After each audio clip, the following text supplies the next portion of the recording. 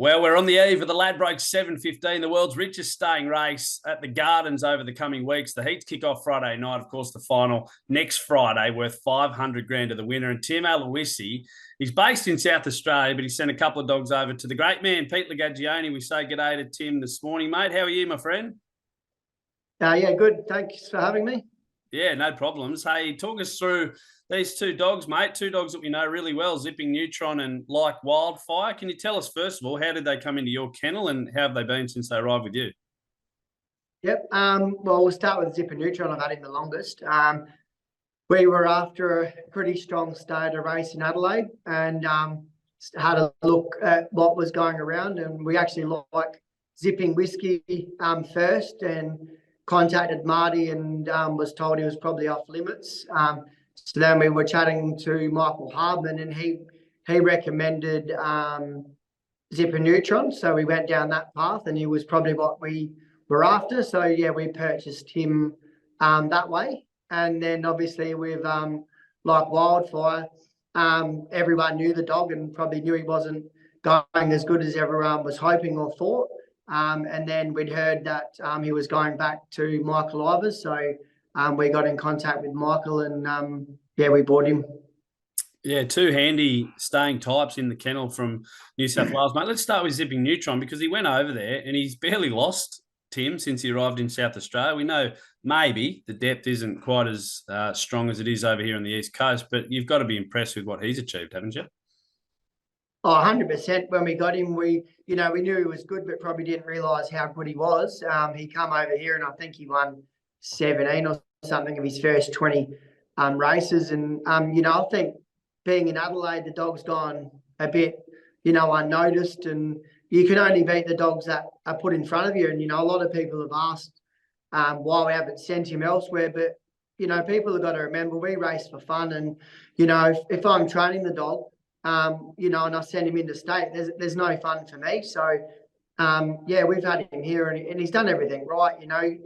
He's probably one of the most underestimated stayers in Australia. And I'm pretty honest with my dogs, and he can run. He's got a few little flaws, as any dog does.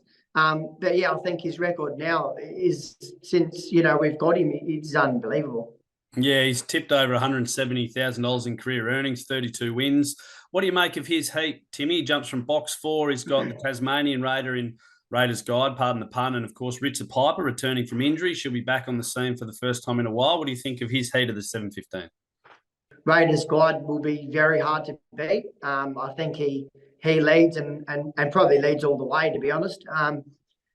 So he's probably the danger, but then you can't obviously write off Ritza Piper. She's been unbelievable. I just don't know. I think she's had 150 days in between runs, so I'm not too sure fitness-wise where she'd be at. But at her best, she can obviously, win that race too. So, look, my boy will have to be on his game, but I think he could run a cheeky race if he could lob second or third, probably behind the Tasmanian dog.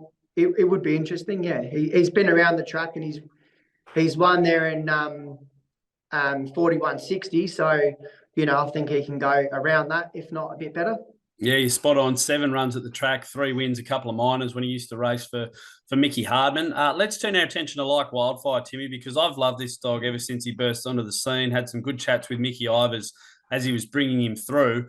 I think you hit the nail on the head, mate. He was spruiked, right, as a dog with so much potential and ability. Broke 2 track records early on, over 600. Since he got to your camp, he's only lost once. What have you thought of him since he arrived? Oh, look, I think the media have hyped this dog up.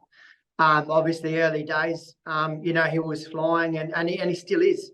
I just feel that sometimes, in group races and any race, you need luck, and probably hasn't gone his way. He hasn't really been on the track when the big races have come around. I think Robbie Britton done a great job with him in Melbourne, where he's undefeated over the 7:15 at Sandown and he's run 41.40s. So, sometimes I think in this case, the media have hyped this dog up and feel he hasn't, gone on with it, but he's had 26 starts, 18 wins. So you kind of take that for any dog in your kennel. But, we're happy for the media to knock him off now and think he's no good, and hopefully we can prove the knockers wrong, because there's plenty of them out there on this dog. Yeah, well said, my friend. He gets box 3 in heat 4 of the 7:15 on Friday night. I think he'd probably prefer having the smaller field as well of 7 dogs, but there's some handy ones in the race. We know Off the Richter's a rising star of the staying scene, and Kenya Amy ran a bottler in the Association Cup. What do you think of his heat, mate? Yeah, I don't mind the heat. I think he's drawn well. I'd like to see him lead or land second, which I think he can do. Obviously, Kenya Amy was enormous, and she's been enormous since coming to Sydney. I think all of her runs in the Association Cup the heat was an enormous run, and in the final, to run second, and was running on strong. Obviously, with her, the key will be where she can land early, but I mean, she's probably one of the stronger dogs in the field, so you wouldn't really want her, right behind you. And there's a bit of pace. So, yeah, it's a little tricky race. Hopefully we can jump and be off. But, yeah, we'll see how we go. What about the Pete Lagagione wrinkle here, mate? We know Pete has had some success with Jason Thompson's dogs coming up, and Birdo jumps to mind in the last 6 months or so. Of course, pretty small but robust kennel, and one of the best in the business. How did that come about, sending the dogs to Pete? Yeah, we don't really have a Sydney trainer we use as such, so we're kind of looking around at where we send them. Ideally, Zipping Neutron's a bit of a spooky, funny dog. Will not take to a larger kennel, so kind of started looking around for a trainer that we could trust that's got a smaller kennel. And, I've always seen Peter and think his dogs go well, and, he's a master trainer. So, yeah, I gave Peter a call, and he was happy to take him. And, yeah, he's such a nice bloke. And just from the phone calls and that, I know they're in good hands. That's when any dog leaves, my kennel, you're a little bit worried, but like Pete's, he's been unbelievable, and the way he talks and that, they're in good hands.